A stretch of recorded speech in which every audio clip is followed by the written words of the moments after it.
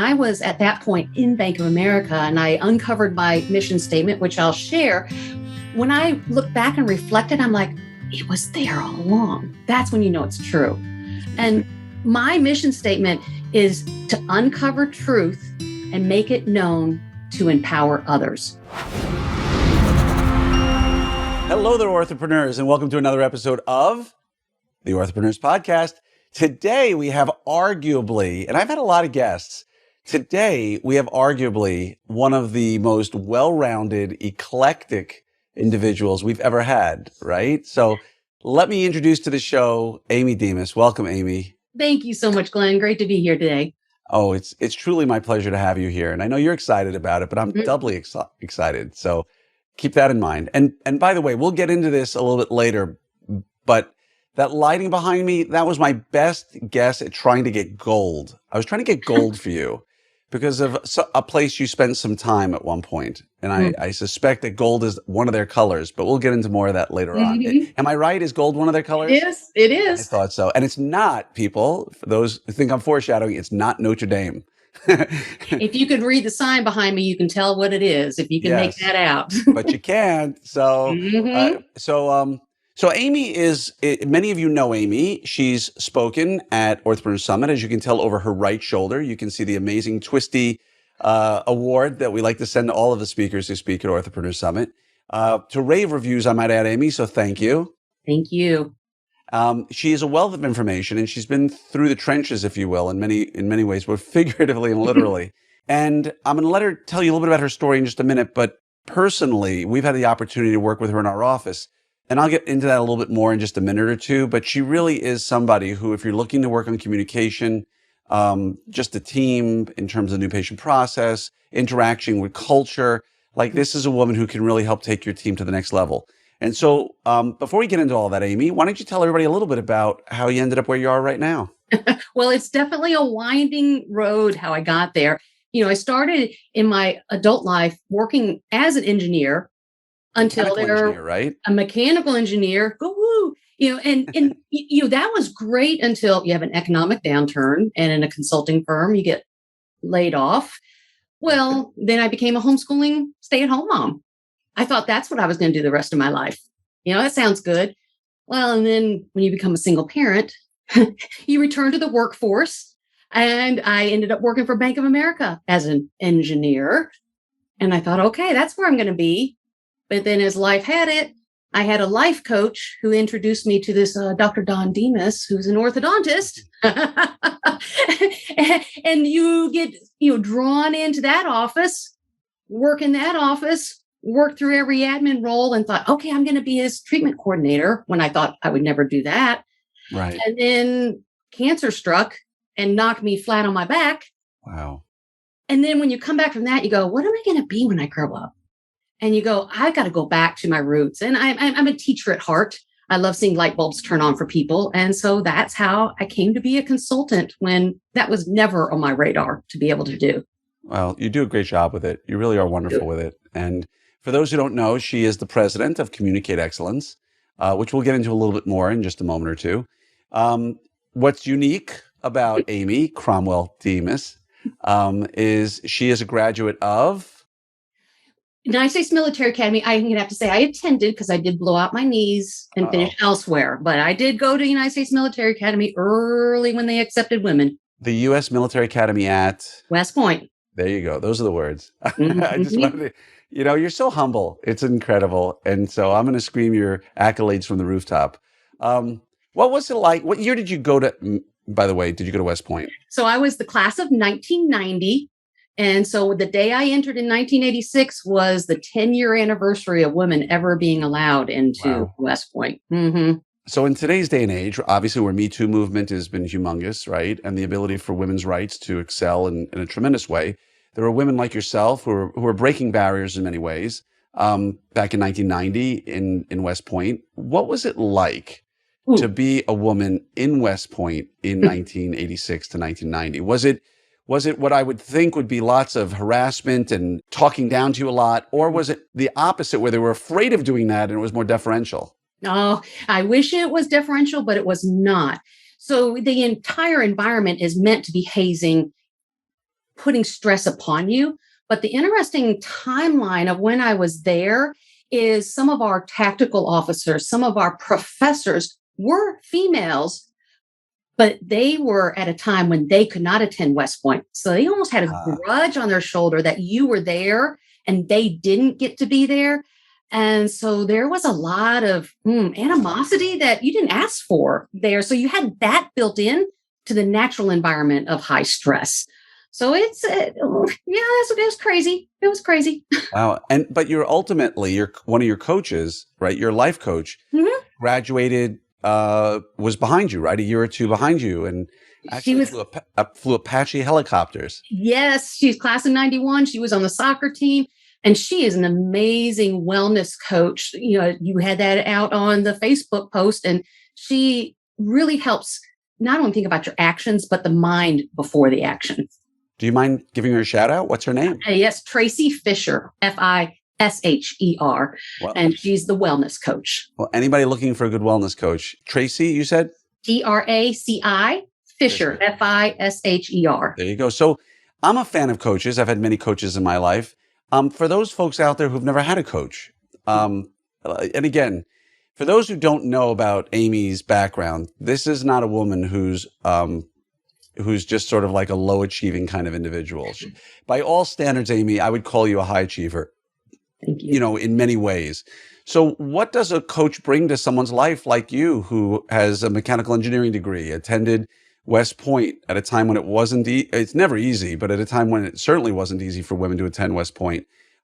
Somebody who's Six Sigma. I mean, like, we'll talk about a lot of these things later. What did a coach bring to your life? Why did you seek out Tracy? So I have Tracy for my wellness, and I've had a different life coach for different aspects. So I think, coaches provide you a way to mirror back to you what you're saying and what you don't realize you're saying. So they're very helpful in that. They also help hold you accountable. So a good coach isn't solving things for you. They're helping you uncover and discover what you may not know. And that's a difference between a counselor and a coach. I like to think counselors help you look back and fix what's in the past, whereas coaches help and mentors help you look forward and reach forward. And Yeah. so my other life coach, Nicole Greer, she was the first one years ago who said, you need to be a consultant, when I was like, I could never do that. And she's spoken to my life years before it ever came about. And it's amazing how a coach will help you. That's awesome. Yeah, I agree with you on when it comes to coaching. I think it's really important for anybody to have, I'm a fan of therapy if people need it. And most people who need it don't know they need it. Right? Like, that's the joke. If you think you need therapy, you're not the one who necessarily needs the therapy. But I do believe in coaches, and I've always had one in my life. At least in the last 10, 15 years, I've had people at some point in and out. You also, personally, I have to tell everybody, she's been an amazing mentor, Amy has, to my own daughter, who's entered the workforce at age 22 now, leaving college. And, one of the things she and I, meaning me and Amy, have talked about is, you've had a pretty meandering story through life. You've done it all. And I've certainly changed careers at least once or twice in my life. What do you think about the value if you had a 20-year-old, 22-year-old young lady or man in front of you, and they said, I really want to get a jump start on my career. I got to get moving. I got to get this thing, I'm behind. And you hear it all too often from drivers. I'm behind. I know what I tell my daughter, but I'd love to hear what you would say to that 20-year-old or 22-year-old, for anybody listening out there, or for maybe for their kids. Well, the biggest thing is we tend to think from that perspective that the one decision we make is what we're going to have to live in through our entire life, which puts a lot of anxiety on there. I would rather see us thrive where you are, because then your next station, your next place, you're going to carry forward what you learn from there into the next one.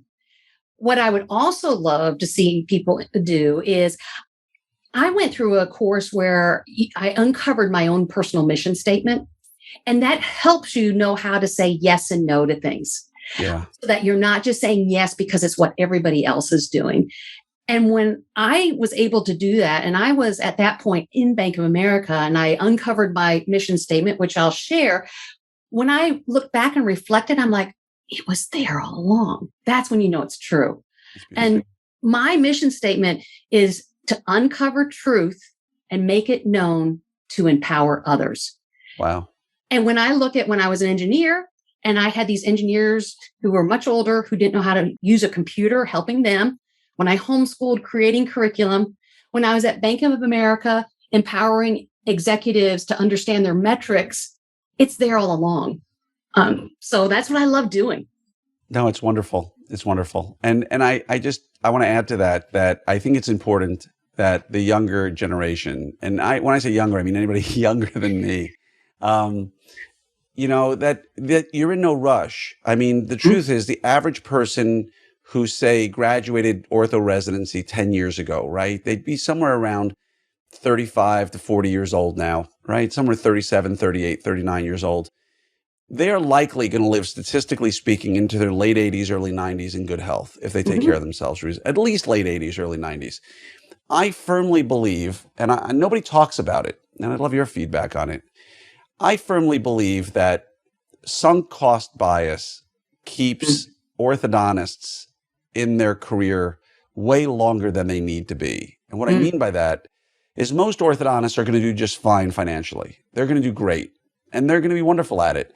And if you've listened to any of the studies or research on the fluid intelligence curve, where we go from being able to create and do into more wisdom and teach as we hit our 40s and 50s, the idea that you're going to be as good of an orthodontist at age 65, 70, 75 as you were at 35 or 40 is just a fallacy.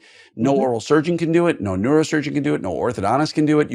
You can continue going, but you're not the same orthodontist you were. Your skills will deteriorate. We know that. It's been proven. And I would love to be the one out there to start saying to orthodontists, you're going to do great financially. Practice your 20, 25 years.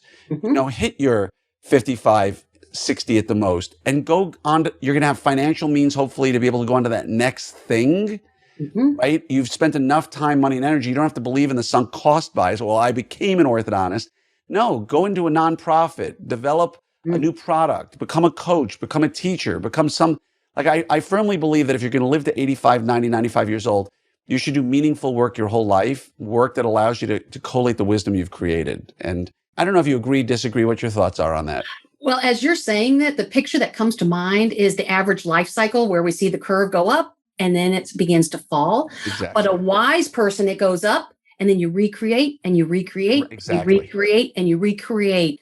That is the picture that came to mind as you described that. And when I think on my own career and how many times it's changed over, I think I would have been bored if it had been static the whole way. And I think we get into a locked mindset and not a learner's mindset when we only do one thing forever. Now, a version of that for orthodontists as they are within that career is trying new techniques, trying new things to keep us fresh, because that is one of the things that limits us is when we get locked in and we don't want to grow. I agree. And when you were going with your hands like that, I've talked about it a couple of times on the podcast, so I won't get into much detail with it right now. But it was that interview on Rich Roll's podcast with Arthur C. Brooks out of Washington, D.C., who's a brilliant man who's been like one of the world's top French horn players. He's also been in think tanks. He's a brilliant man who really is leaned into this whole fluid intelligence curve.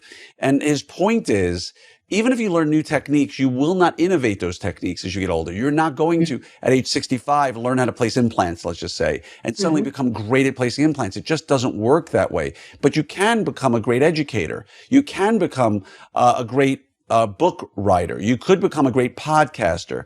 You could become a great whatever. But his point was you go from creating and doing into collating and providing wisdom. And in his interview, what really got me thinking about this was that he was sitting in front of a man on a flight from LA to New York. And it was a nighttime flight, and he heard this old man behind him talking about how nobody cared about him, nobody was listening to him anymore, that his life was a waste, he had no purpose, he's unimportant. And his wife kept saying, no, honey, everybody. Well, when the flight landed and everybody got up, he looked around and he saw that this is somebody that's world famous. Everybody knows him.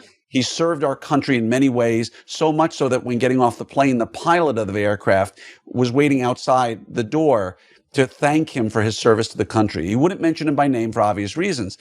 But here's a man who everybody knows, who served the country, sitting there feeling as if he's unimportant and that nothing's happened, because he never did that second swing up that you talk about. He continued doing what he was always doing. And as the old saying would go, he rode that dinosaur into extinction. And that's what I love about you, is you're always innovating and always coming up with the new places. And now you're a consultant. I know. Can you believe it? That's amazing. So let's talk a little bit about what you do and how you help practices, because we brought Amy into our practice and it was an absolutely, I'm trying to come up with the right adjective here, because I don't want to say awesome or fantastic. I want to use a word that may not typically go with consultants. It was a heartwarming day. It was a day where you made everybody feel included and special. I don't mean that in like, everybody gets an award because they all showed up to the finish line. You made everybody feel included. And Amy's approach towards communication, from phone to patient communication, is truly amazing. So do you want to talk a little bit about what Communicate Excellence is all about, and maybe what would make you different than, notice I don't say better, but what makes you different than some of the other great people who are out there talking about communication? Sure. Thank you for asking.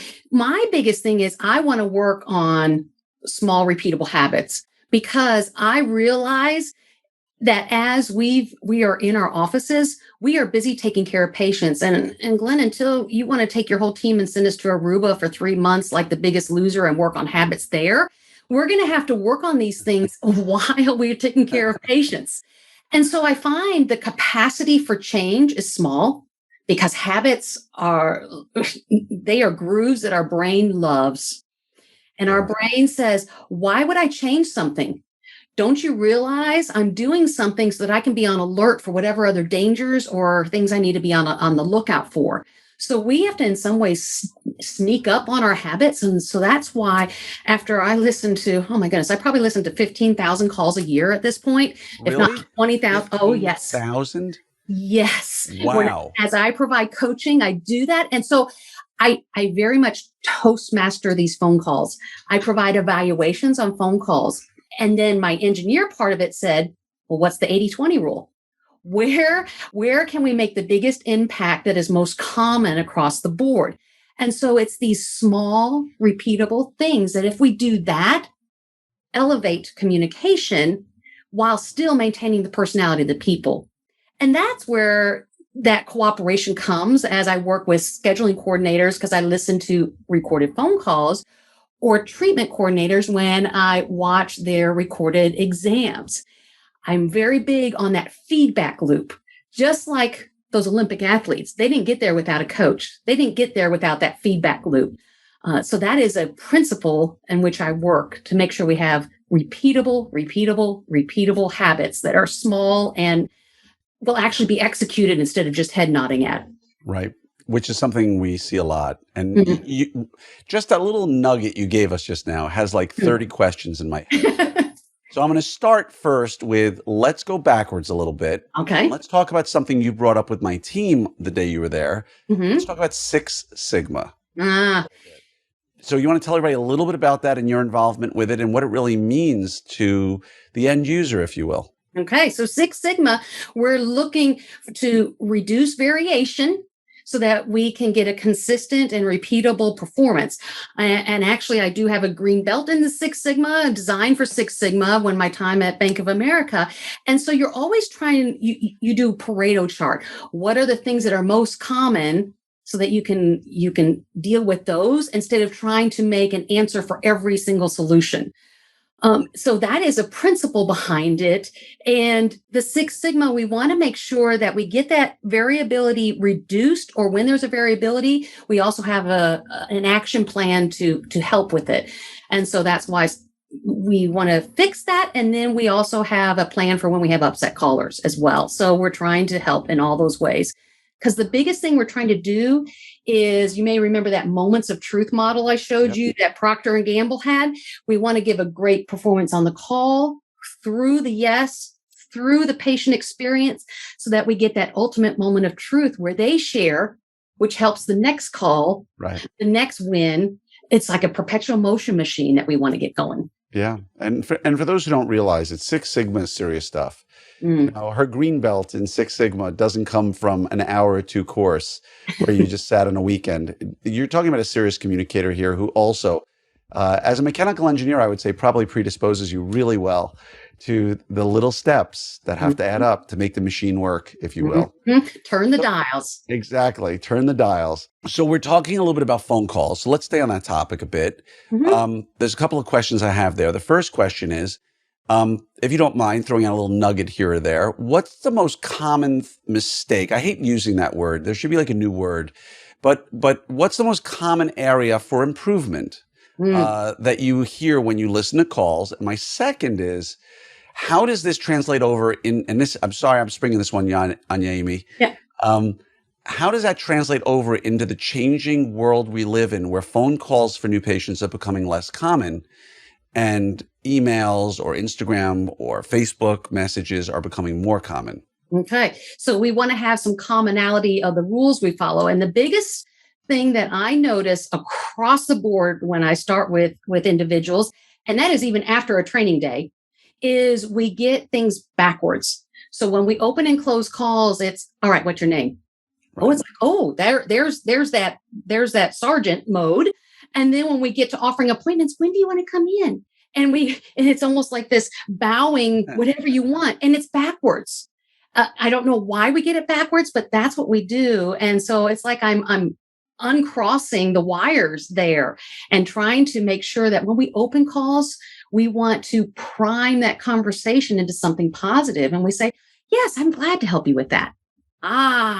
And then when we go to offer calls, we want to be the guide. You've got to remember, you're like air traffic control. And the pilots aren't asking air traffic control and telling them when they're coming in. No, air traffic control's telling on there. We can still do that in a polite way, but it's in a very guiding way. So that is the most common thing that we work on and why we start from the beginning. And then I do spend times on those new patient calls and the new patient experience, because we've got to remember the ultimate goal of that. Let's have a conversation and start a relationship, whatever the modality is. Right. We can't be interrogators in that process. We've got to be the start of a relationship, because they're looking around and we've got to stand out against the competition. And if everybody else is being an interrogator and we're being a connector, you're one leg up already. That's beautiful. That's such an important point. I called the doctor's office this morning, as a matter of fact. And, she answered the phone almost along the lines of, what can I do for you? Like, not quite that bad. And I like, my rage started bubbling up inside of me. Like, this is not how healthcare should be. And it got a little bit better until she transferred me to somebody else. Just basically, what's your birthday? What's your name? Okay, hold on. And exactly. I was like, well, that's the medical model, unfortunately, right? And it's pervasive. But here's the part that's interesting. You said that is the most common thing you see, correct? Absolutely. That the person is a drill sergeant at the beginning, right? And then they're the USO at the end, right? That is exactly right. Right. And it's not like they're being ugly, mean, but it's simply an opportunity. It's an opportunity that we're not taking hold of, that uncommon courtesy to drop it in there. I remember when I was telling my brother-in-law of this, opening the call with simply a happy or glad, priming that conversation. And he has a child that has prune belly syndrome. So they're to doctor's offices all the time. And when I mentioned this, he just about fell backwards. He said, oh my goodness, if I ever heard that, I would be shocked. I would be shocked. And here's the thing, when my clients start using it, you can almost hear it on the phone. You can hear that caller. You say, I'd be happy to help you. And they go, oh, you can almost sense them like, oh, like that puppy dog sensation. Yeah. They don't expect it. And they're like, oh, that's different. So it's from disarming. The very beginning. It's disarming. And again, the interesting part of all of this is it's the most common thing you see after listening to 15,000 calls a year, right? And yet, out there right now listening to this podcast episode are dozens or hundreds of orthodontists who think that their team is answering the phone the way they should, and are not, because you said this is the most common thing you hear. And every orthodontist that I know of would say, well, I've worked with my team. They answer the phone well. They're great people. I've worked with them. I brought in professionals. And yet it's the most common thing you hear. Yes. So if it's the most common thing you hear, hey, folks, if you're an orthodontist listening, your team may not be answering the phone the way you think they're answering. And something I did, which I would just throw out there, and I'd love your feedback on, something I did, and I'm not a trained professional, obviously. I've taken a lot of phone training courses, and you know, I've had a few years under my belt, right? I started auditing our calls. I started listening, not to one or two, but dozens. And I created a scorecard, right, of all the things that were important, because if it's not measured, right, it didn't happen. And so I created a scorecard and listened, and I'm trying to think of the right word, mortified, panic stricken. When I started hearing our best phone answers answering the call, just even little things, it blew me away. And it took me a solid 3 months of one-on-one training with our lead of our communication center to basically just work with her one-on-one in person at lunches, just developing that relationship so that we could go back to the kind of things you spoke about, the kind of things that I've learned in other courses. And it is remarkable, folks. Inertia will drag, mission creep. How's that? Mission creep. Little changes will happen little by little by little by little until you're no longer aimed at the moon. You're heading to Pluto. And I think it's important for everybody out there. If you don't do anything else, if you don't call Amy and ask her to help you with your team, which I am an advocate of, and I think you should, but even if you don't do that, at least listen to your calls and hear what's going on. And if you can't listen to your calls, start figuring out a way to listen to your calls, right? Absolutely. Because not your namesake, but it sounds like it, because there's that Dunning-Kruger effect. Oh, the Dunning-Kruger effect. Like, you and I could talk Dunning-Kruger for the next 3 hours. We didn't discuss this ahead of time. That is, I pulled my 18-year-old son aside not too long ago. He's on the spectrum. And I said to him, dude, you're not deep on the spectrum. You're just suffering the Dunning-Kruger syndrome. And I'll let you explain I explained to him what that meant, because I think it's so valuable. So do you want to explain to everybody out there who doesn't know what it is? Absolutely. So the Dunning-Kruger effect is this thing that we're not good self-evaluators. Let's put it that way in short. That's an understatement of the Dunning-Kruger. It is. You know, when they ask 100 Americans, are you in the top half of good drivers, and 88 out of 100, mathematically impossible, say they're in the top half.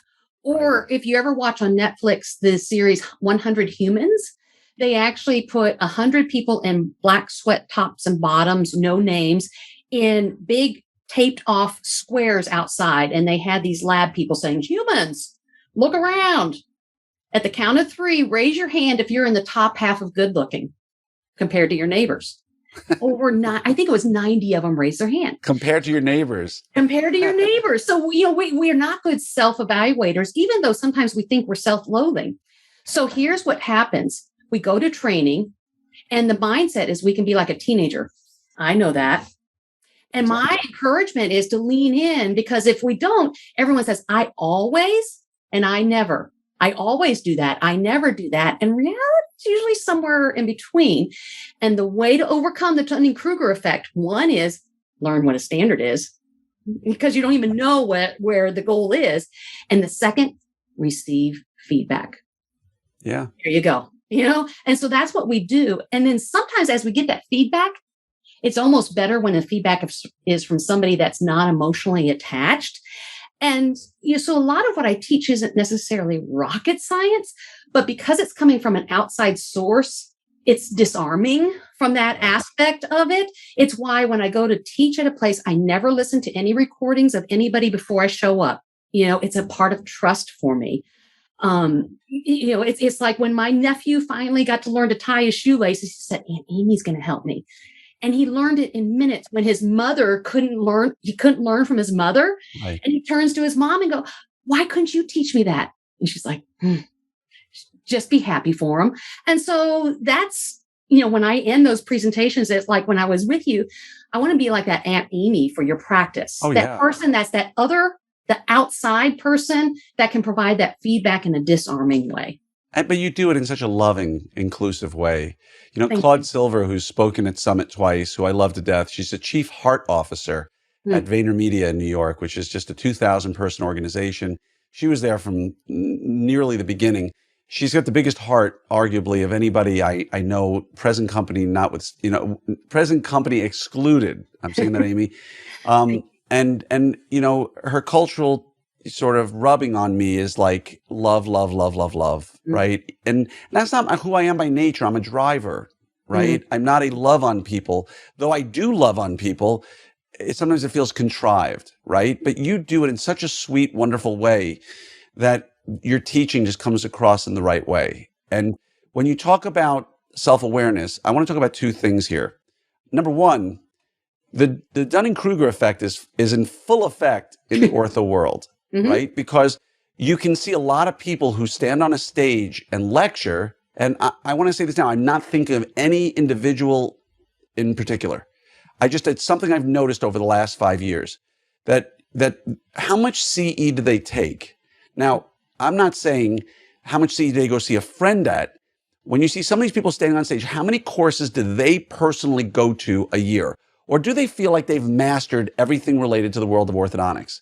I see it very commonly, and I've pointed it out I'm never going to mention names because I'm not thinking of anybody. Mhm. I'm just saying, hey, orthodontists, you're accomplished, you're brilliant, you're very well-rounded. You may have been practicing for 10 years. You need to take more CE and more personal leadership and management courses. You need to learn more, right? Because you don't know what you think you know. And as a self-evaluator, you are not, one of the top 10% drivers, right? Everybody thinks they are. So I'm Mhm. just saying that to orthodontists and to myself, because I try to get to every course I can lay my hands on, because I will never, ever, ever, ever stop learning, right? Right. And so that's number one. Number two is, how do you take this whole concept of feedback and apply it when the current crop and generation of team members, in my opinion, and the opinion of many others, is radically different in terms of skills and goals and the way they take feedback versus even 3, 4, 5 years ago. Nowadays, it appears if you even with love and kindness and a personalized massage from a massage therapist and getting their nails done and a pedicure at the same time, and you ask them to please make sure they come back 3 minutes earlier from lunch, they don't even show up after lunch is done. They never come back. How do you handle that? And this is not endemic just to orthodontics. This is across the board. Mhm. How do you give feedback today? Or do you think this is crazy and it's exactly the way it's always been? No, I fully agree with you. And one of the things that I think that helps in my unique ability, one, I've gained the trust, but then because I use their actual recordings, I show to them, I'm looking for your trends. I am not trying to get in there and play gotcha to you. And when I listen to those recordings, I'm playing back clips. So I said, here is the standard. So this is refuting the Dunning-Kruger. Here's the standard. All right, let's go in and see where your baseline is compared to that. And you play 4, 5, 6 clips, one after the other. So they're not listening to the entire conversation. It's just like bang, bang, bang, bang. That serves like a mirror to them. And you know what it's like when we sit here in front of Zoom. We get on Zoom, we did our hair in the morning, we get on Zoom, we go, oh my heavens, what? And that's almost the sensation that I get when I work with them. They go, oh, I didn't realize. Yeah. And so we're celebrating the wins. And it's not me saying it, it's the mirror saying it, it's the recording saying it. And so that's disarming, which, Glenn, I know we know this. When we have an issue, when we put it in between us, it's a problem. When we put the issue out to the side, we're both then evaluating it. And those recordings are a way to take that and put it out in front of both of us and see how we can work on it instead of between us like an argument. Yeah. And again, I'll just say it, and this isn't going to necessarily, I don't want to come out the wrong way because it's going to appear as if you're not good at other things, but you're good at them all. But you're like the Gen Z whisperer. You really are. Thank you. You really are. You're great with everybody. That's why I didn't want it to come out the wrong way. Everybody I know who knows you just loves you, and you're such a thoughtful and warm-hearted communicator. But like my daughter, she's 22, right? It's hard sometimes to talk to a 22-year-old who's coming into the world. And Lord knows we have some great conversations, but they're not Amy conversations. And again, I'm just saying out there, my daughter's in such great hands with you having conversations with her because she really, really, really gravitates to what you have to say. And so for anybody out there who's having trouble with Gen Z employees, team members, what have you, this is a woman here who really understands how to talk to them in a really good way. And Thank so you. before we close up shop here, let's talk about what are some other little tidbits or morsels that you want to throw out there about things you've seen as common places for improvement when it comes to communication in the office or just observations. Well, one of the things I would like to encourage you to do, let's go to your new patient call. If I can ask you to do one thing, yes, I told you the ultimate goal is have a conversation and start that relationship. Please move that setting of the appointment earlier up in your conversation. Break up your questions because think about it. What is that caller calling for? An appointment? And you sit there holding them hostage until they answer every one of your questions before you finally give them an appointment. Great point. You know, get on and see it from their side, you know, and set that up, ask for enough information to discover and figure it out, make the appointment. And then together, maybe you need to gather a little bit more information and don't double ask them things. Don't double ask things that you're going to then ask them to fill out all over again on your new patient forms. Don't exhaust them. So if you bundle all that, it's start to see things from their perspective. It may not be as efficient for you, but what's the experience you're creating? I love that. I've listened to a lot of stuff and I've heard people eliminate stuff, get rid of stuff, but setting the appointment early in the call is amazing. I love that. And now they're more vested in you because now they've got an appointment with you. So answering your questions becomes more, like you said, it's on the side together. Yes. It's brilliant. Because if I ask you a million questions about you before we have an appointment, it's for me. If we have an appointment, now it's to the side of us because we're both working towards what you just got. Exactly. Mind blown here, Amy. I'm done. I'm hanging up the phone. Although I don't know if anybody remembers what this means when you're hanging up a phone. You got one more for me? Let me think if there's another one. Oh, when we have a frustrated caller, the L, I have an alert acronym, the L for listen. Make sure you let that frustration diffuse before you jump in. I can usually tell when we're frustrated and we feel like we're justifying because we're jumping in. And the picture I want to leave for you is think of the Instant Pot. What happens when that pot is venting its steam? They tell you never, ever, ever interrupt the flow or you're going to get burned. Same thing happens on your phone calls. Yeah. Let it vent.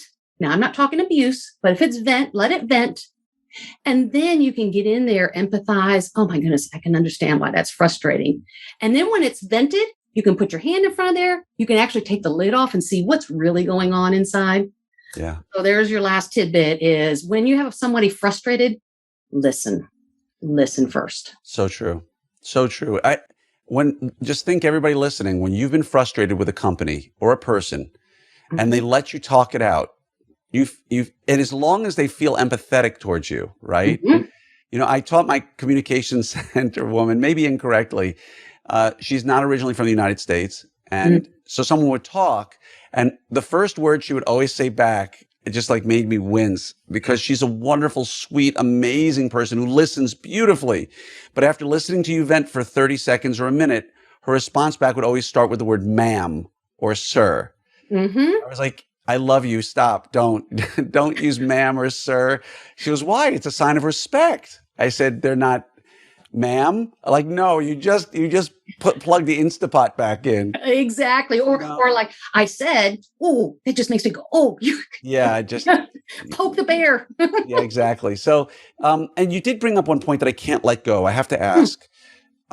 We understand someone's upset. They feel they were overcharged. They feel they didn't get an appointment they wanted. They feel something happened in clinic, a reasonable concern that they're bringing up and angry and upset. And maybe they're a bit privileged in their life and they want to really, they deserve things their way, right?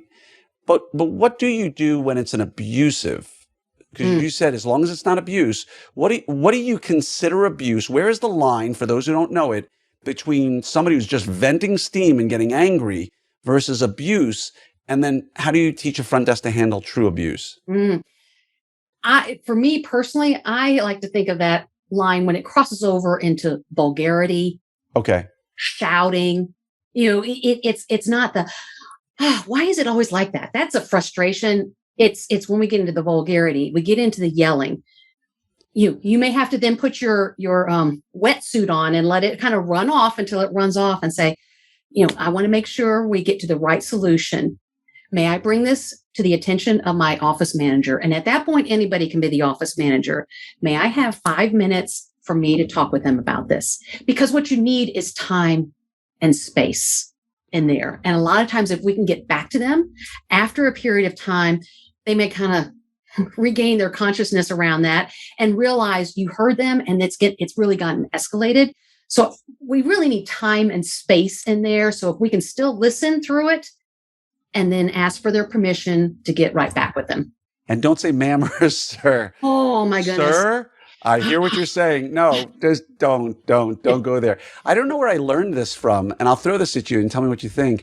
I can't remember where I learned it. It was maybe that the negotiation book, the Harvard negotiation project with Uri, and I don't remember who I learned this from, but it was a great comment that there's different personality types, and you have to know how to deal with each one when they're angry. Mm-hmm. And something I learned, which really, when someone tries to own you, when they're the kind of person who's not yelling, screaming, or being vulgar, but they're trying to run the conversation and not letting you, I learned that this. They said, putting your hands in a timeout, a T, everybody on the planet knows what that means. And it stops them. And then you ask them a question about what they're trying to scream at you. Hey, you go like, hey, oh, timeout. And they stop. You go, hey, I'm sorry for interrupting. But when you say that you're upset about the thing, what does that mean? Where are you coming from? What does that really mean to you? Like now you're diving, they're not just ranting. You're actually stopping them and diving into what matters more to them. And it's actually worked really well. Like it's remarkable just to, yeah, that's good. That's great. Because again, there's that time and space that you're trying to gain. You're trying to interrupt it. So before we go, I have to ask you about miscommunication and a lost quarter. I need to ask you about miscommunication and a lost quarter in a machine. I know there's something, but I got to find out what it is. You never know how good you're communicating. Sometimes when we're communicating, we think we're saying the same thing, but we're going like this. So actually, this story comes about. It was the night before I entered West Point. We were staying in a little motel before we get onto the post. And my parents had sent me out with the quarter to go get a bucket of ice. And so I go to the ice machine. You got to pay for ice? You had to pay for ice. That is one low-class motel. Oh, it was. It really was. Highland Park, Highland Falls is not upscale. So I put my quarter in. I lose my quarter. Okay, I don't get ice, and the machine has my quarter. I return back to the room, and my parents say, "Did you lose your quarter?" I'm like, "No, I didn't." And they're like, "Well, where's the ice?" I said, "Well, I didn't get it." They said, "So you lost your quarter?" I said, "No, I didn't." They're like, "What do you mean?" I said, "I know where it is. It's in the machine." I didn't lose it, but they had lost it. So sometimes when we're communicating, we're doing this. And so we have to pause, ask more clarifying questions because we think we're connecting and we're not. And so communication is a very interesting game and challenge. Well, neither one of you was volunteering what was really on your mind, right? Yeah. They were asking, where's your quarter? Not where's the ice? They didn't care where the quarter was. They wanted to know where the ice was. Right. And all you cared about is you put the quarter in the machine and, it didn't do what it was supposed to do. And how old were you at the time? Well, let's see. I was 17. And that's when my parents said the night before West Point, "Oh my goodness, she's going to get eaten alive." My brain probably wasn't in gear the night before going into West Point. Well, it worked out just fine. And did you ever get the ice? No, I don't think we did. No. And yet everybody survived. That's right. Well, I just want to say thank you from the bottom of my heart, Amy, for everything you've done, both, professionally in the office and personally by helping mentor my daughter, because you're a true lady of the highest distinction. Thank you. I want to ask if anybody wants to reach out to you to learn more about how you might be able to help them. How should they reach you? So my website is communicateexcellence.com or the email, amy@communicateexcellence.com. That's Amy with Amheeiy. That is the Right. traditional, over 50-year-old Amy, AMY. AMY. Is there a younger Amy spelling that I'm unaware of? Oh, You well, said over there's 50. yeah, sometimes there is a double E at the end Yeah, or an it has a silent IE. K. Yeah, something of that nature. But thank you so much. And for those out there, I can personally vouch for the fact that Amy is truly the team whisperer. She's really good with your team. She makes it fun, exciting, enjoyable with some great information that you will definitely benefit from. And so that's communicateexcellence.com or amy@communicateexcellence.com. And I hope a ton of people reach out to you because it means we're making a difference. Thank you. All right. Thanks, Amy. Have a great day and appreciate you. Thank you.